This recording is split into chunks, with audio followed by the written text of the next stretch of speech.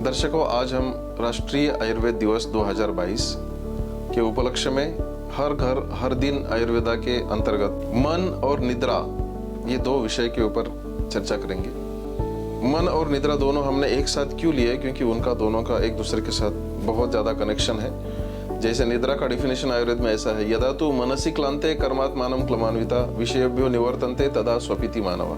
मन जब थक जाता है, सभी इंद्रियां जब थक जाती है, तो ये मन का सभी इंद्रियों के विषयों से जब छुटकारा होता है, इस अवस्था को निद्रा बोलते हैं। मतलब हम अपने सभी विषयों से जब छूट जाते हैं, का मतलब है जब आंखें देखना बंद करती है, कान सुनना बंद करते हैं, हाथ स्पर्श करना बंद करते हैं, काम करना हम बंद करते हैं, तो उस अवस्था को स्वपिति निद्रा बोलते हैं। तो ये निद्रा क्यों आवश्यक है, एक उदाहरण से आपको पता चलेगा। बहुत ही हाल ही में हमारे एक बहुत ही सीनियर एक पेशेंट आए थे, 60 इयर्स के आसपास। वो लेडी है, उनका खांसी और बुखार के लिए उन्होंने फ़ोन किया हमारे एक इंटेंसिविस्ट को। उन्होंने उनको मेडिसिन दिया। रात भर में सुबह उनका फ़ोन आया कि सर, मेरे पत्नी को श्वास की तकलीफ हो रही है। तो बोले श्वास की तकलीफ है, तुरंत इमरजेंसी में लेके आओ। देखा तो 12 लीटर ऑक्सीजन की उनको रिक्वायरमेंट है। 2 घंटे में उनको आईसीयू में शिफ्ट किया। बाद में बाईपैप लगा के 40 लीटर ऑक्सीजन उनको शुरू हो गया। फिर 7 दिन के लिए उनको आईसीयू में रखा। मीनवाइल 3-4 दिन के बाद उनके बच्चे का फ़ोन आया, सर मुझे बुखार है, गले में तकलीफ है। सर ने फिर से दवाई दिया, रात भर में बुखार उतरा, लेकिन 3 दिन के बाद उनका बुखार अच्छी तरह से चला गया, लड़के का। और उनके पति का उसके और 3 दिन के बाद फ़ोन आया कि उनको भी बुखार आया, और उनको फिर दवाई दिया। रात भर में उनका बुखार भी चला गया, गले का तकलीफ और खांसी भी चला गया। तो ऐसा क्यों हुआ? माताजी को 7 दिन आईसीयू में एडमिट किया मैडम को, और बच्चा 4 दिन लिया, और पतिदेव ने 1 दिन में उनका ठीक हो गया। तो उनका एक कॉमन कड़ी था कि वो जो लेडी है, वो अपने बच्चे के स्टडी के लिए रोज 2 बजे तक जागते थे। तो इसके कारण उनको वो आदत, बच्चा अभी बड़ा भी बन गया, वो प्रोफेशनल बन गया, तो भी अभी माँ का आदत 2 बजे सोने का वैसे ही चालू रहा। बच्चा हालांकि यूथ है, तो उसका भी आदत 2 बजे सोने का है। क्योंकि वो यंग है, इसलिए वो 4 दिन में ठीक हो गया। माताजी ओल्ड है, 2 बजे सोती है, इसलिए माताजी को आईसीयू में जाना पड़ा। यहाँ तक कि रिलेटिव्स को बुला के बोले कि हो सकता है इनके ये लास्ट समय रहे। और वो उनके पति, वो भी उतने ही बूढ़े हैं, उनको भी वैसे ही तकलीफ है, तो भी वो क्यों 1 दिन में ठीक हो गए? क्योंकि वो बंदे रात को 8 बजे सोते हैं, 3:30 बजे रोज उठते हैं, गए 30 साल से। तो केवल नींद अच्छी लेने के कारण आपकी इम्यूनिटी इतने हद तक अच्छी हो जाती है कि आपको मरने से बचा सकती है। वही बोलते, निद्रा यत्तम सुखम दुखम पुष्टि ही कार्श बलाबलम रुष्यता क्लिबता ज्ञानम अज्ञानम जीवितम न च। मतलब क्या है? आपकी सुख समझने की कैपेसिटी, सुखी रहने की क्षमता है मन की। क्योंकि मनो अनुकूल वेदनीयम सुखम, मनो प्रतिकूल वेदनीयम दुखम। Happiness stage in mind and also distress stage in mind. तो site of distress and happiness is मन। इस मन में सुख बढ़ाने की क्षमता नींद से आती है। जिसकी अच्छी नींद है उसका सुख अच्छा है।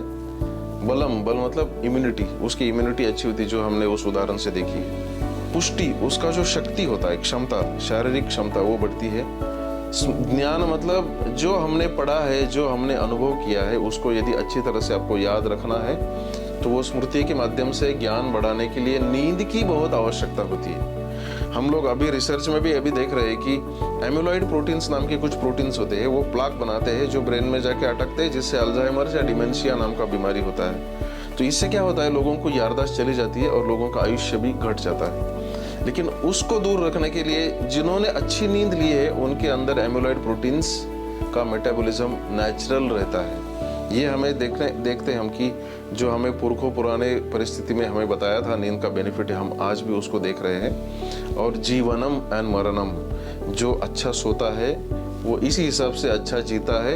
नहीं तो वो नौबत आती है जहां मरण की नौबत आती है। इसलिए लाइफ एक्सपेक्टेंसी यदि आप बढ़ाना चाहते हैं, तो नींद के सिवा दूसरा कुछ सोल्यूशन नहीं है। कोविड के समय हमने 2 साल देखा है कि जिन लोगों ने अच्छा नींद लिया है, उन्हें कोविड ने ज्यादा तकलीफ नहीं दी है। मन इंद्रियों को आत्मा से जोड़ने वाली कड़ी है।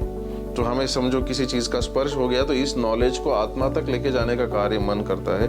मन की पहुंच इंद्रिय, मन, बुद्धि, अहंकार और आत्मा हर एक लेवल पे है। इसलिए मन को कॉन्शियसनेस का एक रूप बोला जाता है। जनरली हम देखते हैं कि एक गुलाब जामुन हम खाते हैं तो हमें बहुत आनंद होता है। यदि हम 20 खाने को जाएंगे तो लास्ट का गुलाब जामुन है, हमें वो उल्टी करवा देता है। तो गुलाब जामुन उतना ही मीठा है, लेकिन वो 20वां गुलाब जामुन हमारे लिए उल्टी का कारण होता है। इसका मतलब ऐसा है कि वो गुलाब जामुन के मिठास में सुख नहीं है, सुख अपने मन में होता है। इस मन को स्थिर और स्ट्रांग रखने के लिए उसके लिए कार्य करने पड़ते हैं। और ये मन जब सोता है तो अच्छी नींद आती है।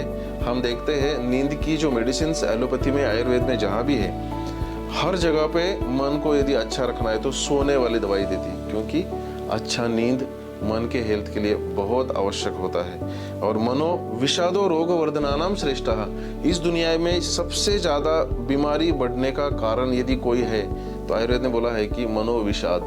डिप्रेशन में जब मन चला जाता है तो अपने नॉर्मल एक्टिविटी से जब मन चला जाता है तो जो आत्मा है, अपना आत्मा का विश्वास नष्ट हो जाता है। तो ये मन का हेल्दी होना मनुष्य के आरोग्य के लिए बहुत आवश्यक होता है। एक्चुअली आयुर्वेद बोलता है एक्सीडेंट छोड़ के बाकी के सभी बीमारियां मन और शरीर दोनों से कनेक्टेड है। मन और शरीर एक साथ जब आते हैं तो ये बीमारियां होती है, या फिर ये बीमारियां मन शरीर को दोनों को अफेक्ट करती है। इसलिए हमें मन का हेल्थ ध्यान में रखना बहुत ज्यादा आवश्यक है। धी धैर्यात्मादि विज्ञानम मनोदोष औषधम परम। मन का जो दोष होते हैं अलग अलग, उसके लिए सबसे अच्छा जो औषधि है वो है मेडिटेशन और डिटर्मिनेशन के साथ किया हुआ प्रैक्टिस। अभ्यास से मन को स्ट्रांग किया जा सकता है। सभी लोग जो अच्छा सोते हैं उनका आरोग्य अच्छा होता है, क्योंकि उनका मन स्ट्रांग होता है और उनके अंदर सभी परहेज या जो भी अच्छा जीवन है उसको पालने की क्षमता होती है। यही मन है, क्योंकि उसके रीच सभी जगह पे है। तो सोशल हेल्थ, सामाजिक स्वास्थ्य के लिए भी मन का बहुत बड़ा रोल है।